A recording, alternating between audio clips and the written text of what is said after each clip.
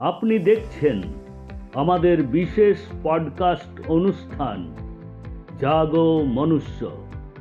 এই অনুষ্ঠানের মাধ্যমে আমাদের বিশেষ অতিথি সন্তান দলের সম্মানীয় প্রেসিডেন্ট শ্রী শঙ্কর সরকার মহাশয় প্রকৃতি ও মহাবিশ্ব সম্পর্কে আমাদের সবাইকে সচেতন করবেন।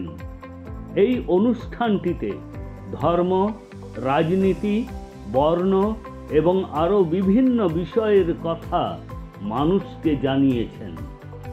প্রকৃতির দান সার্বজনীন, জন্মগত অধিকার অনুসারে universal birth right given by the nature to all. এই প্রকৃতির সমস্ত সম্পদের উপর সকলের সমান অধিকার পাওয়া উচিত। এই সমস্ত বিষয়ে আমাদের বিশেষ পডকাস্ট অনুষ্ঠান জাগো মনুষ্য দেখুন।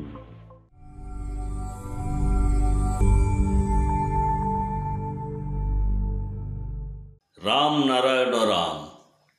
পৃথিবীতে যতক্ষণ না একজন ব্যক্তি প্রকৃতির ওপর ভিত্তি করে সব কিছু, যেমন মন, চিন্তা ভাবনা, কাজ, ধর্মকে গ্রহণ না করবেন, বিবেকের কথা না শুনবেন, তবে তার সাথে কোনো কিছুই ভালো হবে না।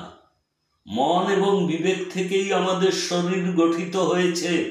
শরীরের সমস্ত কিছুই মনের সমন্বয়ে গঠিত।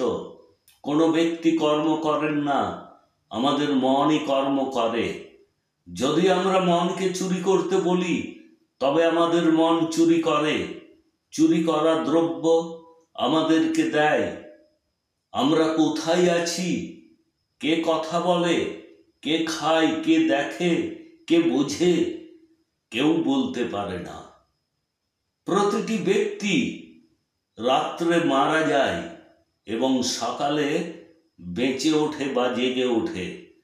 আপনি যদি মনকে ও কর্মকে আমাদের দেহ থেকে আলাদা করেন, তবে আমাদের অস্তিত্ব থাকবে না।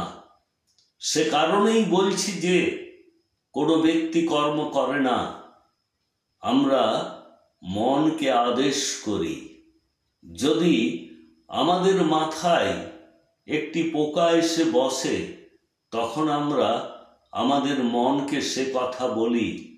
মন সে কথা শোনার সাথে সাথে আমাদের হাতকে দিয়ে মাথায় বসে থাকা পোকাটিকে সরিয়ে দেয়।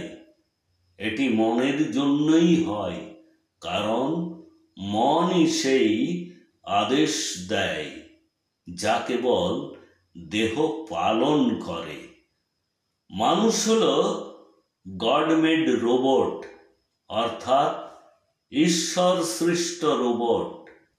এই জাতীয় রোবট কেউ তৈরি করতে পারে না।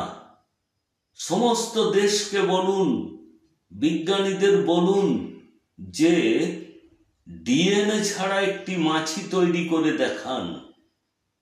এ কথা বলা হয় যে সর্বপ্রথম গাছ এসেছিল বা বীজ এসেছিল।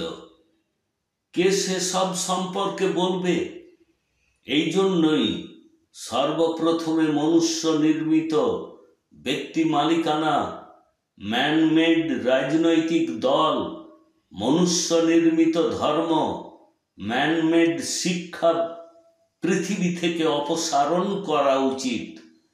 প্রত্যেকেরই মালিক হওয়া উচিত, সবারই প্রজা হওয়া উচিত। রাম নারায়ণ রাম।